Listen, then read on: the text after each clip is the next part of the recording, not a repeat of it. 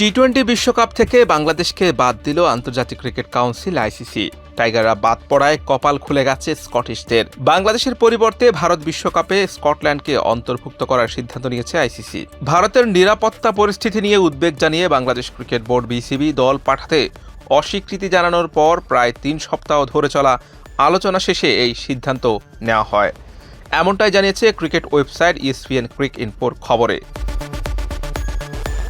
শুক্রবার সন্ধ্যায় ইমেলের মাধ্যমে বিসিবিকে সিদ্ধান্তটি জানায় আইসিসি। এর আগে বিসিবি জানিয়েছিল 7 ফেব্রুয়ারি শুরু হতে যাওয়া টুর্নামেন্টে অংশ নিতে ভারত ভ্রমণের অনুমতি বাংলাদেশ সরকার দেয়নি ক্রিকেট বোর্ডকে। বৃহস্পতিবার আইসিসিকে পাঠানো এক চিঠিতে বিসিবি বিষয়টি আইসিসির ডিসপিউট রেজুলিউশন কমিটি ডিআরসিতে নেওয়ার আগ্রহ প্রকাশ করে।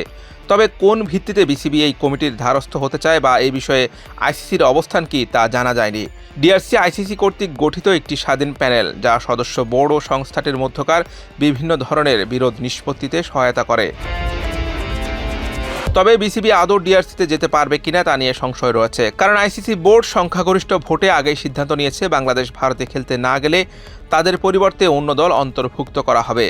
ডিআরসির ধারা 1.3 অনুযায়ী এই কমিটি আইসিসি বা এর অধীন কোনো সিদ্ধান্ত গ্রহণকারী সংস্থার সিদ্ধান্তের বিরুদ্ধে আপিল কর্তৃপক্ষ হিসেবে কাজ করতে পারে না, বরং শুধুমাত্র সেই সিদ্ধান্তের আইনগত বৈধতা চ্যালেঞ্জ করার এখতিয়ার রাখে।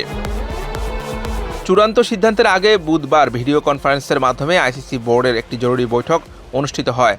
সেখানে পরিচালকদের অধিকাংশই বাংলাদেশের পরিবর্তে অন্য দল খেলানোর পক্ষে ভোট দেন। যদিও বিসিবি তাদের ম্যাচগুলো শ্রীলঙ্কায় সরানোর দাবিতে অনড় থাকে। এর ফলে বিশ্বকাপের খেলার সুযোগ পাচ্ছে স্কটল্যান্ড। কারণ বিশ্বকাপে সুযোগ না পাওয়া দলগুলোর মধ্যে সর্বোচ্চ র্যাঙ্কিং স্কটল্যান্ডের। বাংলাদেশ না খেললে বদলি হিসেবে তাই স্কটল্যান্ডের জায়গা পাওয়াটা প্রত্যাশিতই। এখন টি-20 বিশ্বকাপে সি গ্রুপে বাংলাদেশের জায়গায় খেলবে স্কটল্যান্ড। এই গ্রুপ থেকে তারা 7 ফেব্রুয়ারি ওয়েস্ট ইন্ডিজ, 9 ফেব্রুয়ারি ইতালি এবং 14 ফেব্রুয়ারি ইংল্যান্ডের বিপক্ষে কলকাতায় খেলবে। এরপর 17 ফেব্রুয়ারি মুম্বাই খেলবে নেপালের বিপক্ষে। টাইগার ভক্তরা আশায় ছিলেন অন্তত শেষ হাসিটা তারা হাসবেন। যে কোনোভাবেই হোক কিংবা মিরাকলেই হোক বাংলাদেশ বিশ্বকাপে যাবে, কিন্তু সেটি আর হলো না। Hussain Arman, BD cric time.